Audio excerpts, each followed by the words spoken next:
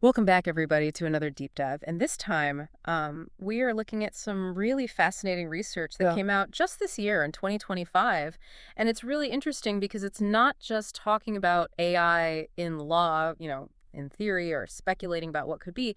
It's actually like looking at Right. how AI is changing legal work right now. Absolutely. And what's really cool is that it suggests AI could potentially improve the quality of legal work, not just, make things faster. Yeah, I mean, that's kind of the big question, isn't it? Like, is this just about efficiency, or Yes. can AI actually make legal work better? Yeah.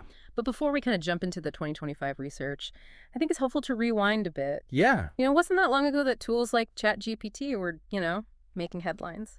Yeah. Some good, some not so good. Exactly. Late 2022, early 2023, the hype around ChatGPT was incredible. Yeah, It showed real potential, but it also had some limitations. it did. Early models were great for simple tasks, but prone to making things up. Right. We call hallucinations. Mm. They weren't quite ready for the kind of deep analysis that legal work demands. It was kind of a wild time. Like, do you remember that lawyer who tried to use ChatGPT for research Oh, yeah. and ended up citing like fake cases? Yeah, Ouch. right. And the early research reflected that Yeah. AI showed promise for speed, but not always for accuracy or quality. Right. So we kind of had this initial wave of AI that was good for some things, Yeah, but definitely had its flaws. absolutely. So where did things go from there? What happened next? That's where things get really exciting. We enter what we might call the second wave of AI development. Okay. And this is really where the 2025 research focuses. Two major innovations are at the heart of this ARGDO, which stands for Retrieval Augmented Generation and something called reasoning models. Okay, those sound pretty complex. They are. Can you break those down for me and for everyone listening Sure. in a way that kind of makes sense? Yeah. So think of RA like this. Imagine having an AI assistant that not only writes legal documents, but also pulls up all the relevant case law statutes, Right. regulations, basically anything it needs to support its claims. Oh, wow. No more scrambling to find that obscure So precedent. it's like a built-in legal research superpower, Exactly. pulling everything together in one place. Yeah. That's incredible. Yeah, pretty amazing. But what about these reasoning models? What makes them so special? So reasoning models actually change how the AI approaches problem solving. Sure. It's not just retrieving information, it's analyzing it in a structured step-by-step way, Yeah. almost like a lawyer building a case. Okay. This allows the AI to tackle complex tasks that require actual reasoning. So RA keeps the AI grounded in real legal sources, Right. minimizing those embarrassing hallucination moments. Exactly. And reasoning models allow it to, well, reason. That's right. It's starting to sound like the second wave of AI is like a whole different ballgame. It really is. And what's exciting about this 2025 research is that it didn't just talk about these new AI tools in theory. Yeah. It actually put them to the test in a real-world experiment. Okay, now we're talking, what did that experiment look like? Was it like some kind of legal AI Olympics? You could say that.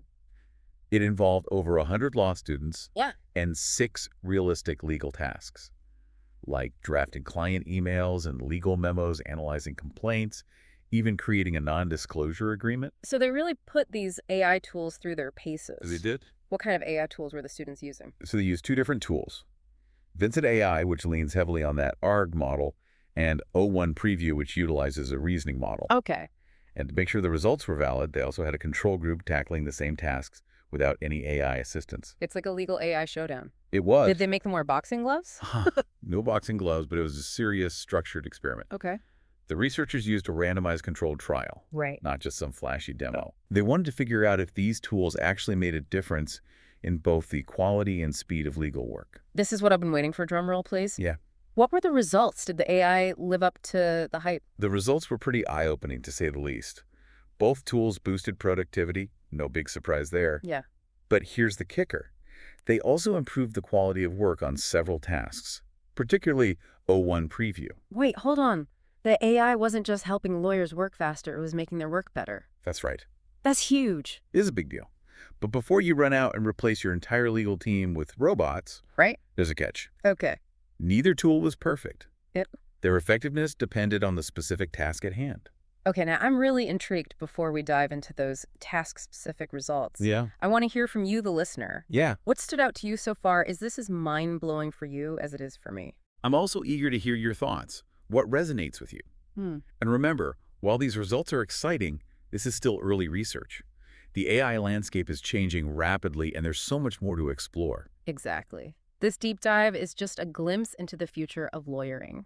Stick with us as we break down those task-specific results and then get into the really big questions. What does all this mean for the future of legal work? And most importantly, what does it mean for you? All right, so let's get into those task-specific results. Okay. Because that's where things get really interesting. Yeah, hit me with the highlights. Where did the AI shine and where did it kind of fall short? So remember, they tested these tools on 6 different tasks. Right. Drafting a client email, No. a legal memo, analyzing a complaint, creating a non-disclosure agreement, drafting a motion to consolidate, and writing a persuasive letter about a non-compete agreement. Okay, got it. So across those tasks, where did the AI tools really make a difference? Well, the AI did well on most of the tasks, but there was one clear outlier, the non-disclosure agreement. Both Vincent AI and O1 Preview failed to significantly improve either the quality or the speed of drafting an NDA. Interesting. Any theories on why the NDA was kind of the exception? It could be because contract drafting, especially for something like an NDA, is often more formulaic. Yeah. There are a lot of templates and standard language involved, so maybe the AI didn't have as much room to demonstrate its analytical capabilities. That makes sense. So besides the NDA, where did these AI tools really excel? One thing that stood out was that both O1 Preview and Vincent AI consistently improved the clarity, organization, and overall professionalism of the students' writing. Mm. It was like having a built-in writing coach helping them polish their work. So even if the AI isn't like revolutionizing legal analysis in every task, No. it's still a valuable tool for improving basic writing skills. Absolutely. But the real game changer was in the area of legal analysis. Right. The reasoning model O1 Preview actually improved the students' legal reasoning on 3 out of the 6 tasks. This is what I was waiting for. Deeper analysis. That's what really gets me excited about the potential of AI in law. Right. Tell me more about these results. So the researchers specifically assessed the logic, nuance, and depth of the students' arguments. Okay. And O1 Preview consistently helped them craft stronger and more sophisticated legal arguments. Wow, that's impressive. Yeah. But what about accuracy? I mean, we all remember those early AI mishaps with hallucinations and made-up cases. Yeah. Did the researchers address that concern? Yes, they did. Yeah. And this is where things get a bit more complex. Neither tool consistently improved accuracy across all tasks. But didn't you say earlier that RAG was designed to kind of help minimize those hallucinations by grounding the AI in real legal sources? You're right, and that's where Vincent AI really shined. Okay. Assignments done with Vincent AI actually had fewer hallucinations than those done with no AI at all. Hold on. Fewer hallucinations with AI than without. Yeah. How is that even possible? It seems like the structured research process that Vincent AI encourages actually helped the students avoid making things up. That's fascinating. So does that mean O1 Preview, the reasoning model, was the one making up those fake cases? Well, O1 Preview did have more instances of hallucinations, but it's important to remember that it was also pushing the boundaries of legal analysis. Yeah. It was trying to come up with more creative arguments, Mm. and sometimes it went a bit too far. So it's kind of a trade-off.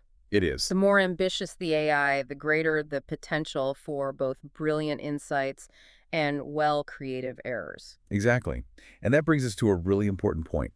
These AI tools are not meant to replace lawyers. They're tools, not replacements. Yeah. Got it. They're more like superpowered research assistants and brainstorming partners. Okay. They can help you work faster and in some cases think more deeply. Yeah. But ultimately, the human lawyer is still in charge. So what does all of this mean for the future of the legal profession? Right. If these tools are already this powerful, what skills will be most valuable for lawyers 5-10 years down the road? Yeah. What do aspiring lawyers or even experienced lawyers need to know to kind of stay ahead of the curve?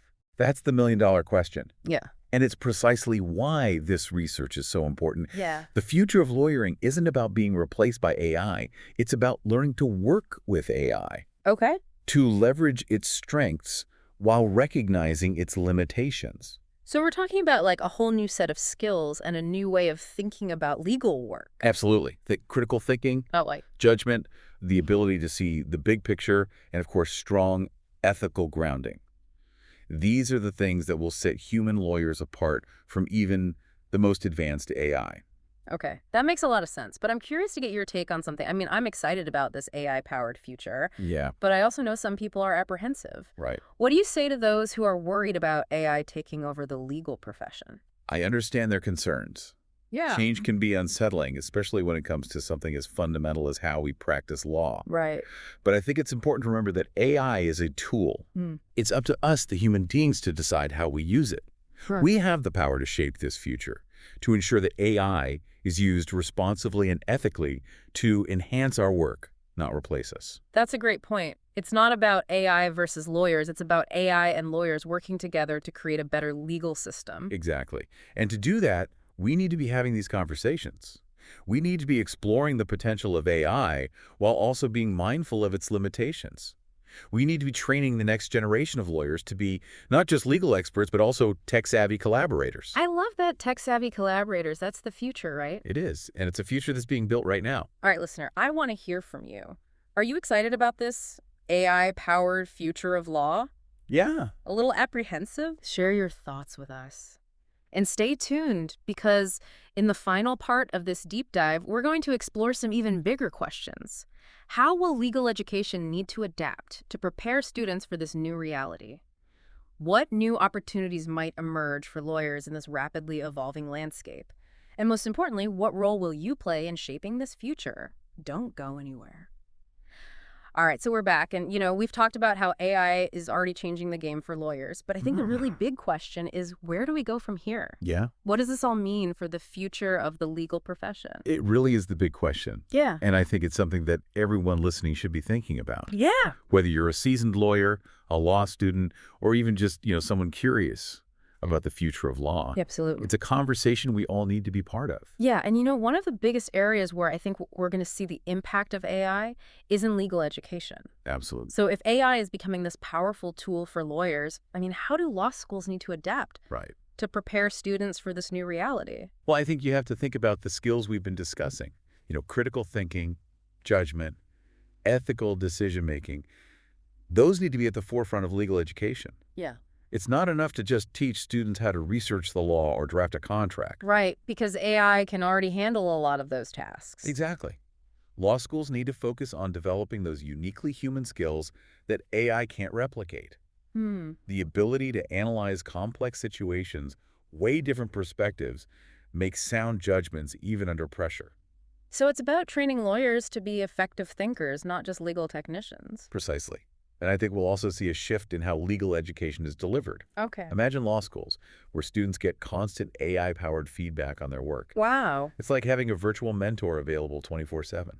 That's an incredible idea. Yeah. And it's not just about feedback. AI could personalize legal education, tailoring the curriculum to each student's strengths and weaknesses. Absolutely. We could see a more efficient, more effective, and frankly, more engaging way to learn the law. That would be amazing. Yeah, it's really exciting. Mhm. But it's not just about changing how we teach. Right. It's also about rethinking what we teach. Okay. For example, should law schools start offering courses specifically on AI law or legal tech? I think absolutely those are going to be huge growth areas for the legal profession. Yeah. We need lawyers who understand not just the law, but also the technology that's shaping the legal landscape. Exactly. And this isn't just about specialized legal fields. AI is going to have an impact on every area of law, from contracts to criminal justice to intellectual property. Yeah. So legal education needs to evolve to keep pace with these changes. It's a call to action for all the legal educators out there. Absolutely. The future is here, and it's powered by AI. It is. But with all this talk about AI and legal education, I'm also thinking about the broader implications for the legal profession. Right. What new opportunities might AI create for lawyers? That's a great question. And I Yeah. think, honestly, we're just beginning to scratch the surface of what's possible. Yeah. For example, AI could free up lawyers from those routine tasks, allowing them to focus on more complex and strategic work. Okay. It could also help lawyers handle a larger volume of cases, making legal services more accessible and affordable. That's a really important point. AI has the potential to make the legal system, more equitable and more efficient. It does. Huh? But we also need to be mindful of the potential challenges. Right. As AI becomes more sophisticated, we need to be asking tough questions about how to ensure that it's used responsibly and ethically. We need to be vigilant about potential biases and make sure that AI is used to enhance justice, not undermine it. So it's not just about embracing the technology, it's about using it wisely and intentionally. Exactly. And that's where the human element comes in. Lawyers need to be more than just legal experts. Right. They need to be critical thinkers, problem solvers, and ethical guys who can navigate this complex landscape. This has been an incredible deep dive, and it's clear that AI is going to have a profound impact on the legal profession. But as you've said, it's ultimately up to us to decide how we shape that future. Absolutely. This deep dive is just a starting point. Yeah. The conversation is just beginning. Right. We need to keep learning, keep exploring, and keep pushing the boundaries of what's possible. Absolutely. The future of lawyering is unfolding right before our eyes. So to everyone listening, I encourage you to stay curious, stay engaged, and stay tuned because the future is full of possibilities. And who knows, maybe one of you listening will be the one to develop the next groundbreaking legal AI tool. I have no doubt that the future of law is bright, and I can't wait to see what innovations and advancements are still to come. Well, thank you so much for joining us on this deep dive into the world of AI and law. Until next time, keep learning, keep exploring, and keep pushing the boundaries of what's possible in this exciting new era of legal practice.